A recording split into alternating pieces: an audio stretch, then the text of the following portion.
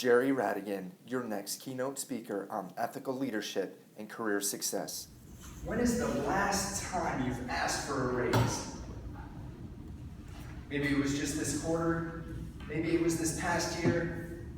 Well, for most working professionals, it could be years. So my goal today is to provide you with some concrete evidence, to provide you more confidence to go in and ask for a raise of your boss. You deserve it. But my presentation today will be in two sections. The first one, I want to go over some specific factors that you need to be mindful of that will provide you a blueprint, a roadmap per se, to help you ask for this raise. The second portion will be some of my successes as well as failures, things that I've learned across the way, and I've categorized that into a few phases that, again, you should walk away with this presentation with knowledge to go forward and ask for that 12% raise from your boss. So let me begin with the factors.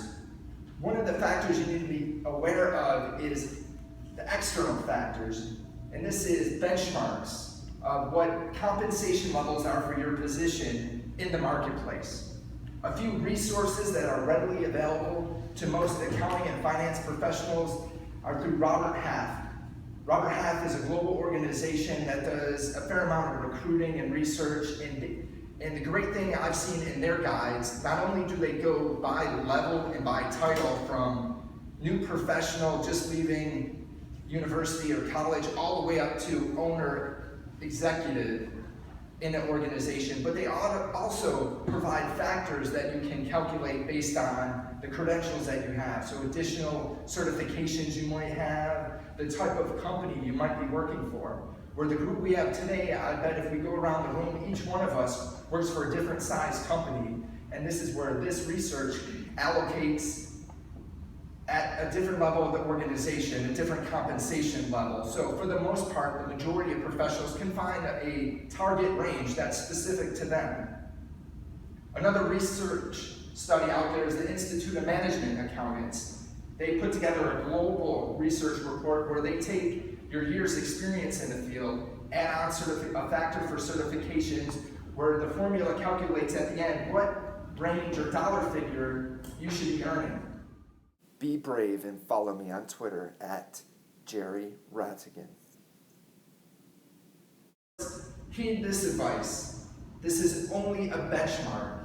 This is just additional support for you to build a range and build a case for your value, to go to your company, to go to your employer and show, here's what I've researched, the external factors that are out there, these global, credible organizations that are valuing employees. And what's great about it is that they're placing a lot of individuals, so they have the specifics on compensation for employees all throughout the globe.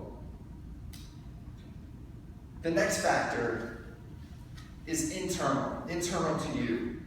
So this factor talks about your certifications. For accounting and finance professionals, it could be a CPA, a certified public accountant, a CMA, certified management accounting, a certified internal auditor, and the list goes on and on. That is something you yourself gain additional knowledge and credibility in the marketplace, as well as your performance reviews that you've had over the course of the year, maybe the course of the past few years, depending on your specific company's performance policy. Be effective and join me at www.jerryradigan.com.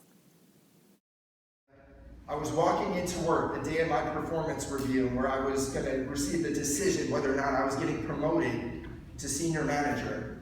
Now, throughout my career, this was the top level. This was my dream title I wanted to achieve. So I was excited. I was on cloud nine. But that's where I gave myself maybe a 90 to 95% chance that I was going to be promoted that day. So when I got called into the meeting, I met with the two partners, my direct boss, as well as the partner that was in charge of performance. And after a few minutes, we talked about the projects I've been working on, and then they brought up a project that had happened a month before. So it was a project I worked on which in the grand scheme, in the entire year, I worked on over 10 different projects. Take out that last project, and I had a glowing, perfect record. But when you look at that one project, there were some challenges, there were some difficulties, there were career lessons I learned that helped me grow professionally. But what was unfortunate is that was the project they focused most on during that meeting. And that's something I learned as far as the performance review process. The reviews that are closest to review sometimes are unfortunately weighted the most. So that's where you have to be mindful, if you know the date of your review, to put in a bit more effort in those last few projects. What I'm talking about is the budget cycle of your specific company. So this is where, again, in another company I worked for, again, I gave myself a 120% chance of getting promoted. I had a glowing record that entire year. I was a one-man wrecking ball. I added tremendous value from when they brought me on to where I was. It was just great. I had everyone in my corner, so I thought. So when I presented my case to my boss of everything that I had done that year, she agreed wholeheartedly and did not dispute anything I said in that meeting. But at the very end, when I asked for the raise and the title change, she said, "I'm sorry, the decision was made over a month ago. We submitted our annual budget review for our department to the CFO, who presented it to the board, and they approved it prior to the meeting I was having that day."